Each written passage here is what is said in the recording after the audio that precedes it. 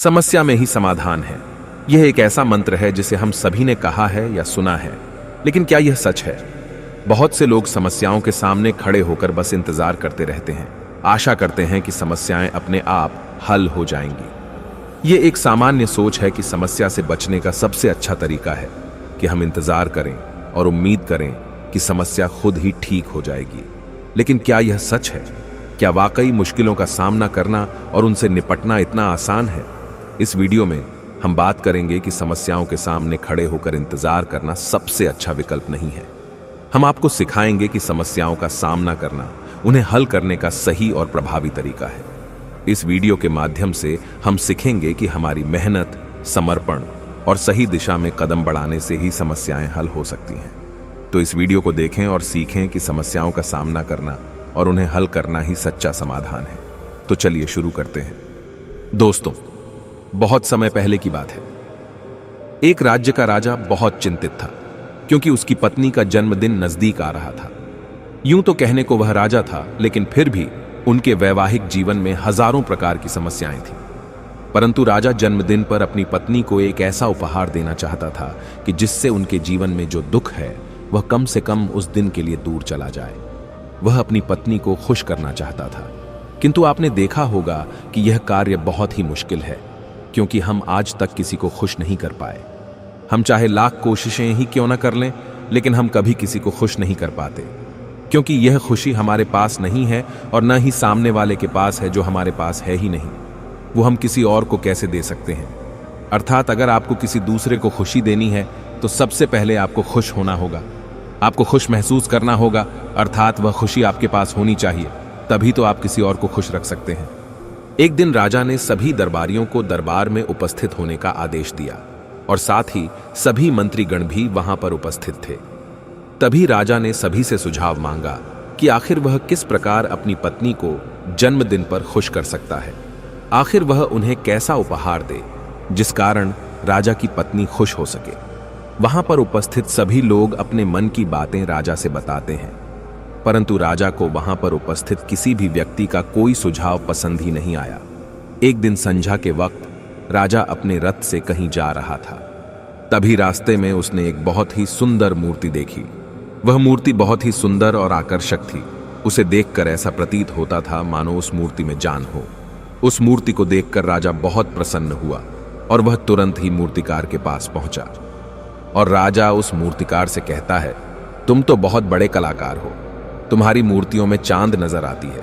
ऐसा प्रतीत होता है कि तुम्हारी मूर्तियां जीवित हैं। हम तुम्हारी इन मूर्तियों को देखकर बहुत प्रसन्न हैं। हम चाहते हैं कि तुम्हारी सारी मूर्तियां हमारे दरबार में शामिल हों। यह सुनकर वह मूर्तिकार बहुत प्रसन्न हुआ, जैसे उसे कोई खजाना मिल गया हो।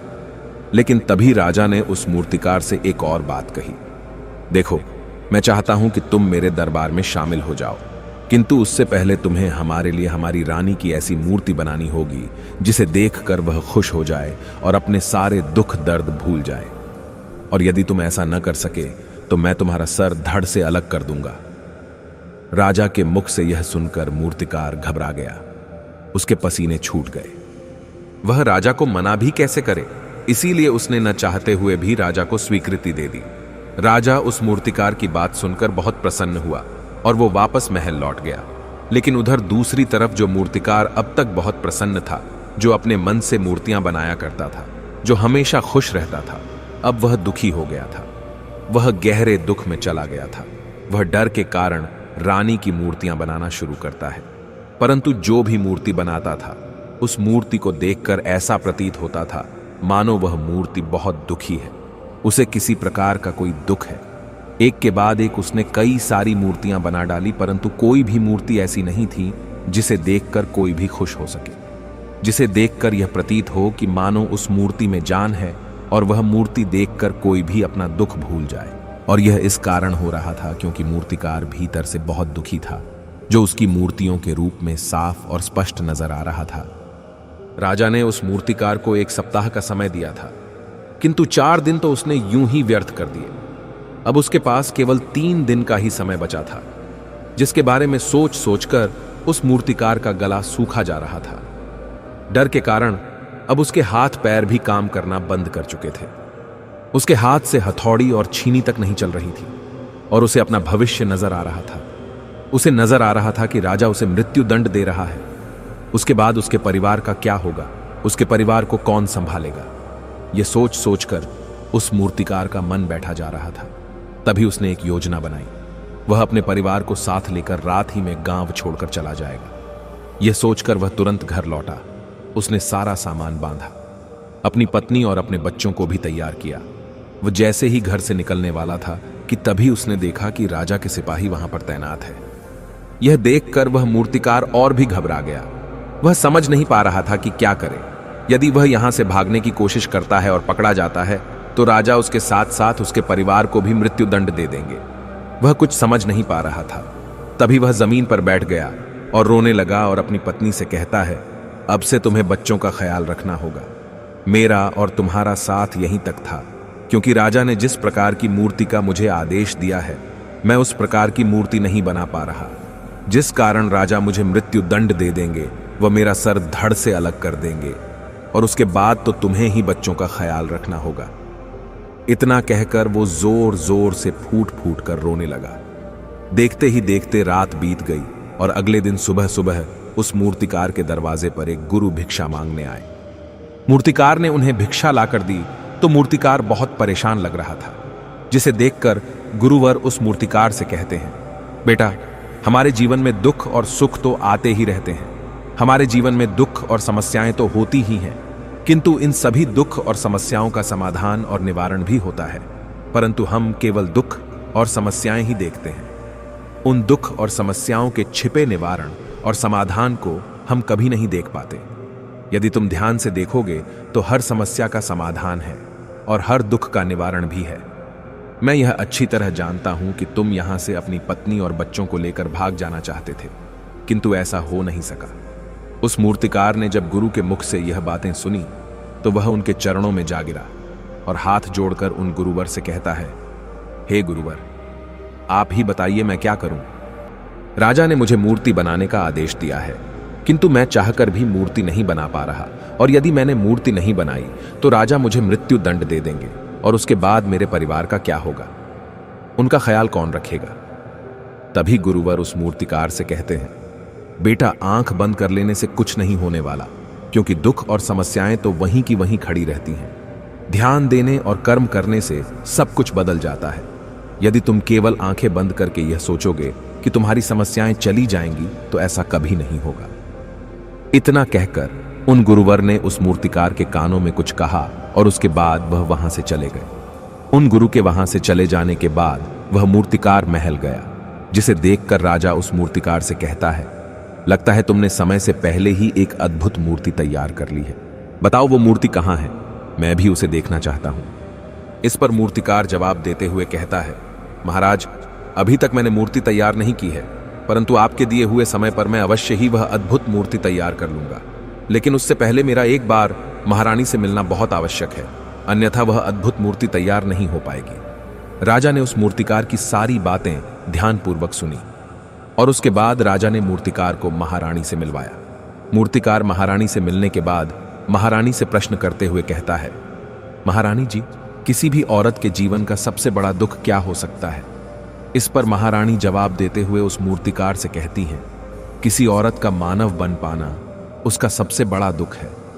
तभी वह मूर्तिकार महारानी से एक और प्रश्न करते हुए कहता है, महारानी जी, किसी औरत के जीवन का सबसे बड़ा सुख क्या है। महारानी उस मूर्तिकार के इस प्रश्न का जवाब देते हुए कहती है, किसी भी औरत के जीवन का सबसे बड़ा सुख उसके पति और उसके बच्चों का उसके पास होना है। महारानी के मुख से अपने प्रश्नों का जवाब जानकर मूर्तिकार बहुत प्रसन्न हुआ और उनसे आज्ञा लेकर वह वापस अपने घर लौट आया और अब से वह दिन रात उस मूर्ति पर काम करने लगा। देखते ही देखते पूरे 3 दिन पूरे हो गए। आखिरकार रानी के जन्मदिवस वाले दिन वह मूर्तिकार उस मूर्ति को लेकर राजमहल पहुंचता है। लेकिन अब राजा के मन में यह बेचैनी थी कि पता नहीं उस मूर्तिकार ने आखिर कैसी मूर्ति बनाई होगी, पता नहीं वह मूर्ति महारानी को पसंद आएगी भी या नहीं। इस प्रकार के कई प्रश्न राजा के मन में चल रहे थे। राजा के मन की बेचैनी लगातार बढ़ती ही जा रही थी, लेकिन उधर दूसरी तरफ राजा को उस मूर्तिकार पर पूर्ण विश्वास भी था क्योंकि राजा ने पहले ही उस मूर्तिकार के हाथों की कला देखी हुई थी। इसलिए एक तरफ उनके मन में यह भी विचार चल रहे थे कि उस मूर्तिकार ने जरूर ही अद्भुत मूर्ति बनाई होगी। वह मूर्ति सफेद कपड़ों से ढकी हुई थी। तभी राजा ने उस मूर्ति की ओर इशारा करते हुए रानी से कहा, यह आपका जन्म दिवस का तोहफा है, इसे कबूल करें।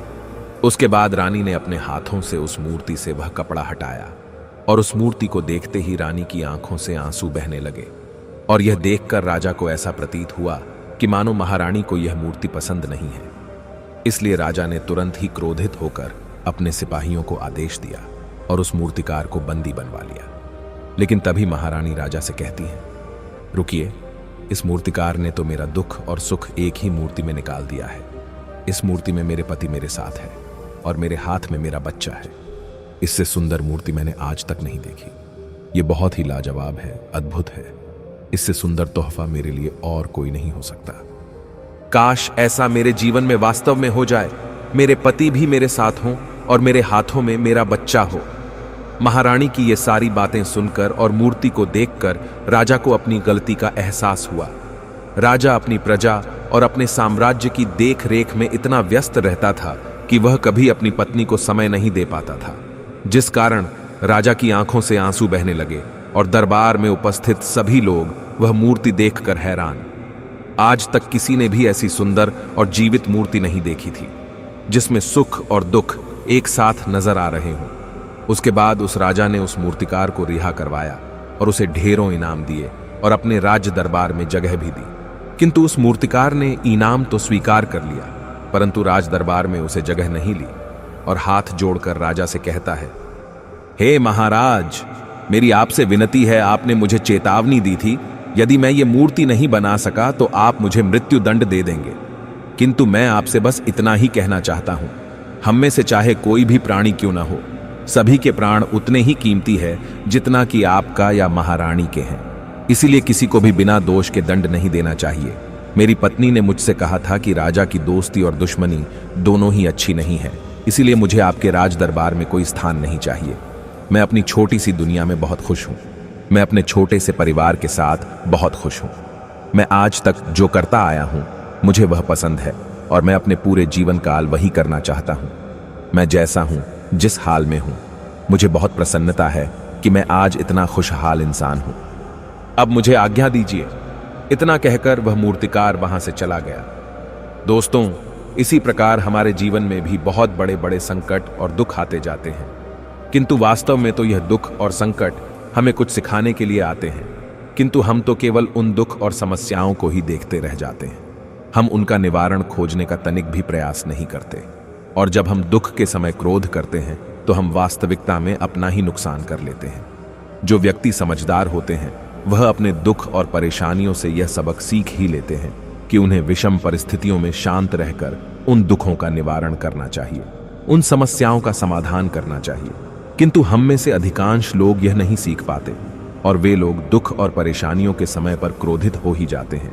वह इस बात को अच्छी तरह जानते हैं कि हमें दुख और समस्या के समय पर शांत रहना चाहिए और उसका समाधान खोजने का प्रयास करना चाहिए, किंतु हम बार बार वही गलती दोहराते रहते हैं। जब भी हमारे सामने कोई विषम परिस्थिति उत्पन्न होती है तो हम बार बार क्रोधित हो जाते हैं और क्रोध में आकर हम अपना ही नुकसान कर लेते हैं, क्योंकि क्रोध में हम कभी भी कोई चीज सीख नहीं सकते। क्रोध में हमारा मस्तिष्क काम करना बंद कर देता है और उसे केवल वह परिस्थिति नजर आती है, वह समय नजर आता है जो उसके खिलाफ है और जो जीवन के दुखों से, इन समस्याओं से कुछ सीख नहीं पाता। ऐसा व्यक्ति पूर्ण रूप से एक दलदल में फंसे हुए इंसान की तरह है, जो परिस्थितियों के दलदल में कुछ इस प्रकार फंस चुका है कि वह वहां से निकल नहीं सकता। फिर वह चाहे कितना भी हाथ पैर क्यों न मार ले, और जितना हाथ पैर मारेगा वह उतना ही उस दलदल में फंसता चला जाएगा। जबकि आपको हाथ पैर न मारकर बल्कि शांत रहकर अपने मस्तिष्क का प्रयोग करना चाहिए और यह सोचना चाहिए कि इस दुख, इस समस्या और इस विषम परिस्थिति का समाधान क्या हो सकता है। किंतु आप तो अपने आप को पहले से ही दलदल में डाल चुके हैं और ऐसी स्थिति में आप बाहर निकलने के बारे में न सोचकर लगातार और हाथ पैर मारकर आप अपने आप को उस दलदल में और भी नीचे डुबाते जा रहे। तो ऐसी परिस्थिति में आप भला उस समस्या, उस परिस्थिति का सामना कैसे करेंगे, वहां से बाहर कैसे निकलेंगे? और वहीं पर जो व्यक्ति थोड़े भी जागृत है जो दुख और समस्याओं का निवारण और समाधान खोजने में वास्तव में अपना समय लगाते हैं। वह यह जानते हैं कि निवारण और समाधान एक हीरे की तरह है, वह हीरे की खान की तरह है। जिस प्रकार एक हीरे को ढूंढा जाता है, फिर उसे तराशा जाता है, जिसके बाद उस हीरे की कीमत बहुमूल्य हो जाती है, ठीक वैसे ही दुख और समस्या में समाधान और निवारण खोजने की आवश्यकता होती है, और वह हमें खोजने भी चाहिए। और जब आपको मिल जाते हैं, तब आपको एक ऐसी संपदा मिलती है, एक ऐसी समझ, एक ऐसा विश्वास, एक ऐसी शक्ति मिलती है कि उसके बाद आपके सामने जब भी कोई समस्या या कोई परेशानी आती है तो आप अकेले नहीं होते, बल्कि आप यह समझ जाते हैं कि वह विषम परिस्थिति आपको कुछ सिखाने आई है और आप उसका डट कर सामना करते हैं। उससे वह सारी चीजें सीखते हैं जो वह आपको सिखाना चाहती है, और उसके बाद आप और भी मजबूत होते चले जाते हैं। आपका विश्वास और भी बढ़ता चला जाता है, आप और भी शक्तिवान और बलवान होते चले जाते हैं। इसीलिए महात्मा बुद्ध कहते हैं कि यदि दुख है तो उसका निवारण भी है, यदि समस्या है तो उसका समाधान भी है। इसीलिए केवल दुख में उलझे मत रहिए, बल्कि उस दुख का निवारण कीजिए, और यही आपको करना चाहिए।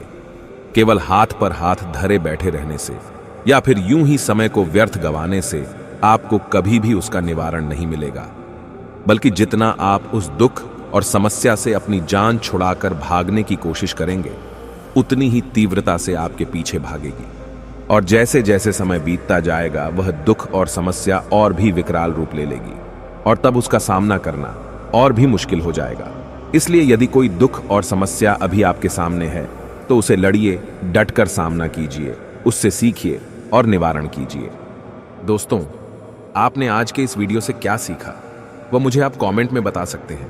इसी के साथ में उम्मीद है कि आपको आज की वीडियो पसंद आई होगी, तो इस वीडियो को उस इंसान को शेयर करें जिससे यह कहानी सुनने की जरूरत है, और उसी के ठीक बाद चैनल को सब्सक्राइब करें।